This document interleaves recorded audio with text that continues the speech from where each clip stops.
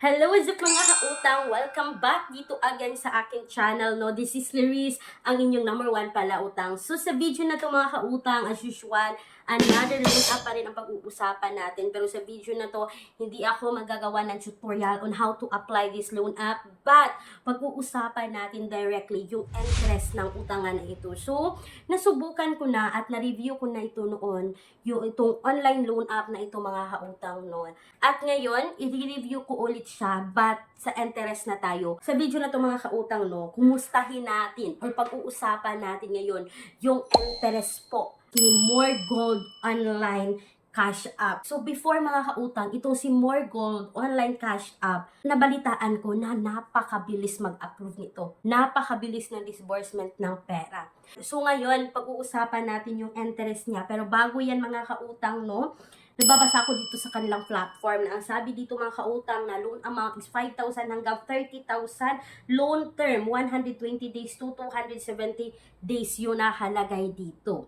So mga kautang, bago kayo mag-install at mag-download ng More Gold, panoorin nyo muna ang buong video para malaman ninyo ang interest dito. So ito na nga mga kautang, sabi ng isang commenter sa Google Play Store, makikita natin na magbibigay ng 5 star, magbibigay ng 4 star, 3 star, iba-iba yung mga comment. Pero, ito lang masasabi ko, huwag agad-agad maniniwala sa mga 5 star dyan. Kailangan yung basahin muna kung talaga nga bang legit siya. Kasi may iba mga kautang, no? Sa pagkakaalam ko, may iba na nagbabayad sila para magbigay ng good reviews doon sa Play Store kahit hindi maganda ang loan app. Magbibigay ng 5 star, magko-comment na parang hindi naman nila na talaga nasubukan yung loan app, no? Tapos nagbibigay ng magagandang reviews. So magkalkal kayo mga kautang, maghanap kayo dyan kasi ang dami nating makikita na legit. So ito na, sabi ng isang commenter mga kautang, no, nabigay siya ng 5 star. Ito yung unahin natin kasi nabigay siya ng 5 star. Sabi niya, the interest rate is low and worth trying. The interest rate is low and worth trying. Convenient and practical loan app, a very reliable platform, easy to use, fast, very stable, easy to operate, low interest rate, worth trying, can save the problem of lacks of fund, recommended, safe, and honest. So makikita mo dito mga kautang, paulit-ulit yung comment niya.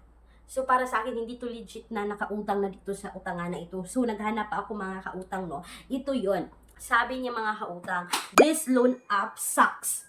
It's easy for you to loan, but their agents are so unprofessional. I never paid late, but their agents are so rude. They will send your personal information to your contacts.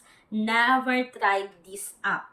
The interest is very high. So yan po yung sabi ng isang commenter mga kautang. At ito pa no, naghanap pa talaga ang mga kautang no. Naghanap ako ng mga ma-review ko sa inyo ngayon. So ito pa, I thought it was convenient and good app. At that time, I was happy to apply, but I didn't expect it was 7 days. And I need to pay back. You never said or indicate to the app that it was 7 days. I choose 120 days instead.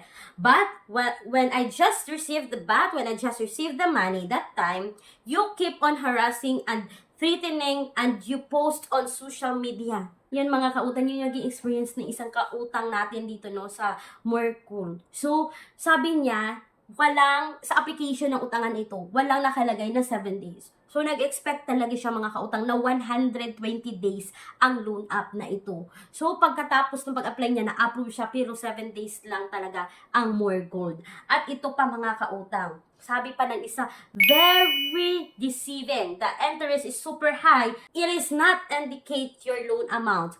Your loan amount is 3,000 but you actually receive 2,000 pesos only within 7 days term. It is very annoying also that they have multiple choices like VIP, this and that.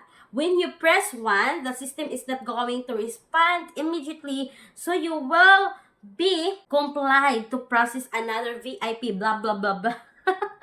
Just when you think the loan got rejected, you will be surprised that multiple amounts will be disbursed to your GCash account. This is total scam. So, ayan na nga mga kautang. Natatawa ako na sabi ni ma'am, no? Kasi, yung na-experience siya dito, akala niya hindi siya na-approve. Kaya nag-click siya ulit ng other offer doon na nakapaloob dito. At yun, na-approve siya sa isa, na-approve siya sa isa. Kaya ang dami niyang loan dito kay Morgold. Kasi si Morgold mga kautang, hindi lang siya isang loan app eh. May mga naka-indicate pa sa baba, like mga VIP na nakalagay. So, talagang napakasakit ng ulo dito. Kasi isipin yung mga kautang, sa 3,500, yung na-receive niya is 2,000. At hindi lang yan mga kautang ha. So mga kautang, ito lang yung masasabi ko. Na-experience din yan. Na-experience din yan ng Peramax Loan Podcast. So yung asawa niya mga kautang, nag-apply ng loan para may ma-review doon sa Peramax. Alam niyo ba mga kautang, na sa pag-apply niya doon kay Morgold, hindi mo talaga makikita kung kayo po ba ay approve dito or decline. Kasi wala silang immediate na information about sa inyong pag-apply dito. But, ilang minutes lang mga kautang, no, may na-receive na siyang text na na-approve na yung loan niya at na-disburse na sa GCash account niya. At alam nyo ba mga kautang, talagang nang na-disburse ay 2,000, tapos 3,500 ibabalik niya within 7 days. At ito pa ang pinaka-worst. Na late siya ng pag-pay dito ng 1 day mga kautang kasi may nilakad, parang ganun, tas nakalimutan na due date na. Hindi ibig sabihin na hindi magbabayad. Sadyang nakalimutan na talaga na due date na. So, na-late siya ng 1 day dito sa pagbayad kay Morgold. Ito yung nangyari mga kautang, no? At the end po ay ang daming text, ang daming harass na text na talagang nakakapanggigil, di ba? Tapos, tumawag sila, hindi mo nasagot at pag tinawagan mo sila back, ikaw na naman yung magtatawag sa kanila mga kautang para makipag-talk, para maayos yung inyong pag-uusap, ay hindi ka na naman sasagutin. So, yun yung nangyari mga kautang at tumubo. Alam nyo mga kautang, naging 3,750 ang binayaran niya within 8 days. So, nasa 250 yung tubo within 1 day dito mga kautang. So, yan yung naging experience po ng Peramax Loan Podcast dito, no? So, kung naghahanap kayo mga kautang ng mga reviews about, so, napag-usapan naman natin si Peramax, no? Yung YouTube channel na Peramax Loan Podcast.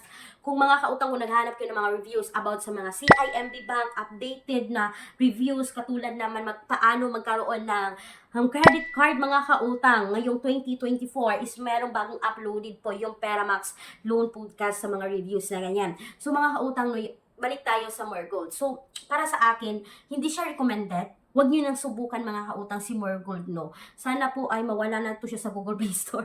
'Di ba? Kasi hindi mo talaga makikita mga kautang na approve ka or decline dito. Agad-agad na lang ma-disburse yung pera na iutangin mo dito. So, nakaka-shock lang kasi hindi naman legit na 120 days. Kaya 7 days lang ang utangan na ito. So, para sa akin mga kautang, hindi recommended ang loan app na ito, no. Then, speaking of mga alternatives, mga legit na mga utangan online, is you can visit po my description box at sa comment section na video na ito. Yung ipanglalagay ko dyan mga kautang, no. Yan yung mga utangan online na 0% interest, yung mga 30 days repayment, yung mga subok na at legit na mga utangan online na makikita mo talaga yung mga loan details bago mo ma-proceed yung loan dito. So mga kautang, that's all for today's video. Pero bago ko makalimutan, kung kayo ay employed or self-employed at gusto nyong umutang sa bangko, mga kautang, you can message me dito dahil they offer minimum of 20,000, maximum of 2 million pesos. So that's all for today's video mga kautang, no. Yan po yung quick review ko sa interest ngayon ni Morgold. Kaya wag nyo na lang